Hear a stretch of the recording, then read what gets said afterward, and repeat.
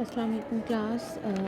Last time हमने बात की है अबाउट द क्लेडोग्राम और किस तरह से हम एपोमॉर्फिक करेक्टर्स को जो है वो डिफरेंशिएट कर सकते हैं फ्रॉम द प्लीजोमॉर्फिक करेक्टर। आज हम क्लैडिस्ट एनालिसिस में कुछ डिफ़िकल्टीज़ की बात करेंगे, जिस तरह से क्लास ये ज़रूरी है कि आप डिफरेंशिएट करें एपोमॉर्फिक करेक्टर को प्लीजोमॉर्फिक करेक्टर में, ताकि आप ट्रू क्लासिफिकेशन कर सकें, बिल्कुल उसी ट्रू एनालिसिस कर सकें। बिल्कुल उसी तरह से ये भी ज़रूरी है कि आप होमोप्लाजी को डिफरेंशिएट करें फ्रॉम दी होमोलोगस स्ट्रक्चर। होमोप्लाजी से मुराद एनोलोगस स्ट्रक्चर्स हो सकते हैं, यानी वो करेक्टर्स जो कि देखने में सुपरफिशियली हमें सेम नज़र आते हैं लेकिन वो सेम इंसेस्ट्री शो नहीं करते हैं। तो इस तरह के जो करेक्टर्स हैं वो बहुत कन्फ्यूजन क्रिएट करते हैं, और इस तरह से होमोप्लाजी जो है वो दो करेक्टर बेसिकली इंडिपेंडेंटली एक्वायर करते हैं करेक्टर, लेकिन उनका कोई जेनेटिक बेस नहीं होती, ना ही ये सेम करेक्टर का होना किसी एंसेस्ट्री को रिफ्लेक्ट कर रहा होता है, लेकिन वो अपेरेंटली सेम है। इस वजह से दीज करेक्टर में कंफ्यूज यू और दे कैन बी मिसलीडिंग। ये करेक्टर तीन तरह के हैं, कन्वर्जेंस, पैरेलल करेक्टर्स हैं, या फिर थर्ड जो हैं वो आ जाते हैं रिवर्सल्स। तो सबसे पहले हम कन्वर्जेंस की बात करेंगे। कन्वर्जेंस सुपरफिशियल सिमिलैरिटी है दो डिस्टिंक्टली रिलेटेड टेक्साम, यानी दो डिफरेंट करेक्टर जो है एक पॉइंट पे आके कन्वर्ज हो गए हैं, उनकी कोई जेनेटिक बेस नहीं है, कोई होमोलॉजी नहीं है उनकी। जैसे अक्सर एनालॉगस करेक्टर्स के लिए एग्जांपल दी जाती है wing of birds and wing of insects में। आल्दो ये दोनों सेम हैं, बैट्स के भी विंग्स जो कि सेम हैं, लेकिन ये सब के सब जो हैं वो कोई इनकी कॉमन एंसेस्ट्री को शो नहीं कर रहे हैं, ये होमोलोगस नहीं है। तो ऐसे करेक्टर कन्वर्जेंट करेक्टर्स कहलाते हैं, क्योंकि ये कन्वर्जेंट एवोल्यूशन की वजह से बने। सेकेंड जो है वो फॉर्म आती है पैरेललिज्म की, और ये पैरेलल करेक्टर्स होते हैं, यानी दो इंडिपेंडेंट, दो या दो से ज़्यादा या फिर रिलेटेड टैक्सा ने इन करेक्टर्स को जो है सेम करेक्टर को इंडिपेंडेंटली एक्वायर कर लिया है।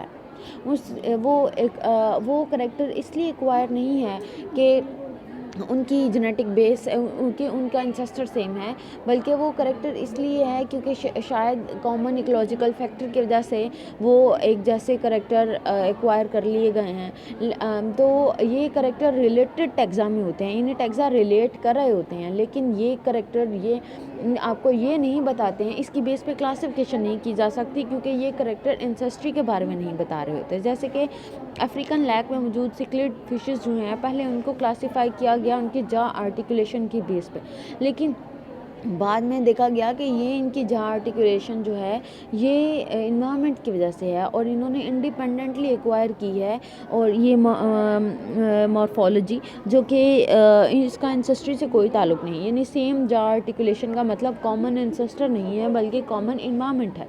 तो इस केस में आप इसकी बेस पे क्लासिफिकेशन जो है वो नहीं कर सकते। पैरेललिज्म इसलिए भी कंफ्यूजिंग है क्योंकि ये रिलेटेड टैक्सा में होता है और इसकी कुछ जेनेटिक बेस भी होती है।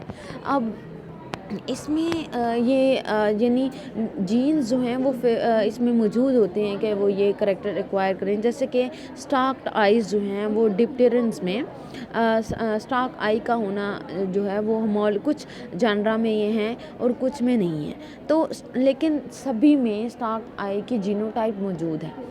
तो इसका मतलब है कि जो एंसेस्टर है उसमें ये मौजूद थी, जिसकी वजह से सभी डिसेंडेंट्स में स्टार्क टाइप की जीनोटाइप मौजूद है, लेकिन कुछ ये जीनोटाइप शो कर रहे हैं, कुछ ये जीनोटाइप शो नहीं कर।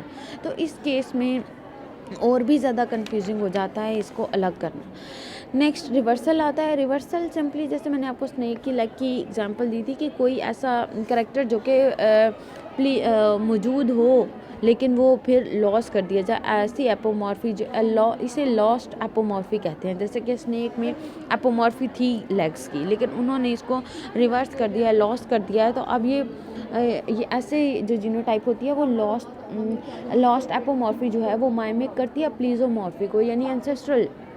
आपने एक करेक्टर को डिराइव करके उसे लॉस कर दिया, तो अब क्या होगा, वो करेक्टर प्लीजोमॉर्फिक की तरह शो होगा, हालांकि आप वो करेक्टर है उसके करेक्टर की बेस जो है वो एपोमॉर्फिक है।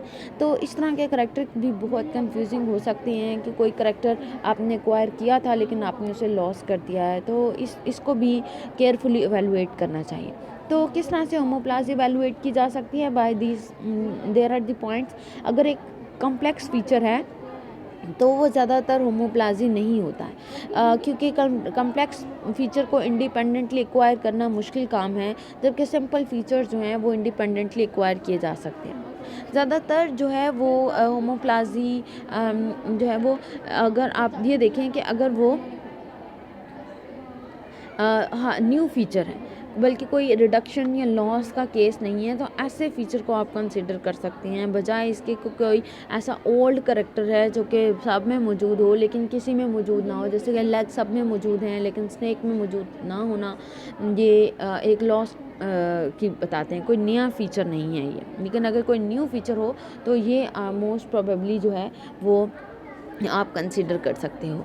इसके अलावा ऐसा फ़ीचर जो कि wide range of biological role रखता हो, जैसे कि सिंगल वन। अगर कोई सिंगल रोल रखता है तो वो सिंगल रोल रखने वाला फ़ीचर जो है वो इंडिपेंडेंटली एक्वायर किया जा सकता है। ज़्यादातर पैरेललिज़म में जो करैक्टर्स होते हैं वो सिंगल इकोलॉजिकल रोल रखने वाले करैक्टर्स होते हैं, लेकिन ऐसा करैक्टर जिसका वाइड रोल हो वो कम ही होमोप्लाज़िक होता है।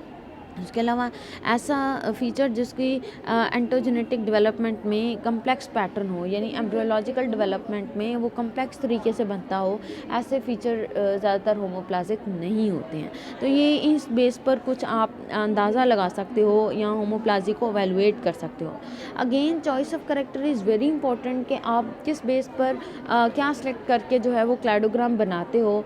जैसे कि पहले जो ये देखा, पहले लंग फिशेस को जो है वो सिस्टर ग्रुप समझा जाता था टेट्रापोड्स के, लेकिन बाद में कुछ और करैक्टर्स की बेस पे जब क्लासिफिकेशन की गई तो उसमें लोब फिन फिशेस जो हैं रैफिडिस्टियंस, उनको टेट्रापोड का सिस्टर ग्रुप बनाया गया। तो कहने का मकसद ये है कि क्लासिफिकेशन के लिए करैक्टर की चॉइस बहुत ज़्यादा इंपॉर्टेंट है, इसलिए आपको वो जो है वो केयरफुली चॉइस करनी चाहिए।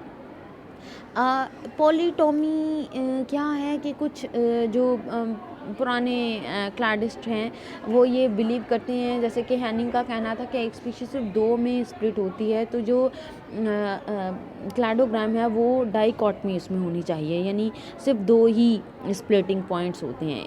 लेकिन बाद में देखा गया कि स्पेसिएशन के और तरीके भी होते हैं, जैसे बडिंग हो जाती है, एक मेन लैंड है उससे आइलैंड बन रहे हैं, तो बहुत से आइलैंड एक ही वक्त में अलग हो सकते हैं जिन पे मुख्तलिफ स्पीशीज़ जो हैं वो मुख्तलिफ तरह से डेवलप हो सकती हैं।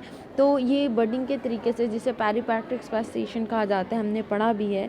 तो ऐसे तरीके से बनने वाली एक से ज़्यादा पेरेंट जो है वो एक से ज़्यादा दो से ज़्यादा स्पीशीज़ में ट्रांसफॉर्म हो सकता है। तो इस केस में जो क्लैडोग्राम है वो डाइकॉटमस नहीं रहती बल्कि ट्राइकॉटमस हो सकती है या इवन पॉलीटोमस हो सकती है। तो अब जो है क्लाडिस्ट वो इस पॉलीटॉमी को रिकॉग्नाइज़ करते हैं कि स्पीशीज़ जो है वो दो से ज़्यादा ब्रांचेस में भी स्प्लिट हो सकती हैं। जो इस केस में जो एनालिसिस में क्लाडिस्ट एनालिसिस में एक और डिफ़िकल्टी है वो है neglect of variation. Some time क्योंकि जो हायर टेक्सा हैं उनमें बहुत ज़्यादा करैक्टर्स होते हैं, तो आप अगर लिमिटेड नंबर कुछ स्पीशीज़ को लेते हो और उन्हीं की बेस पे क्लासिफिकेशन या एनालिसिस कर देते हो, तो ये आप मिसलीडिंग एनालिसिस की तरफ जाते हो।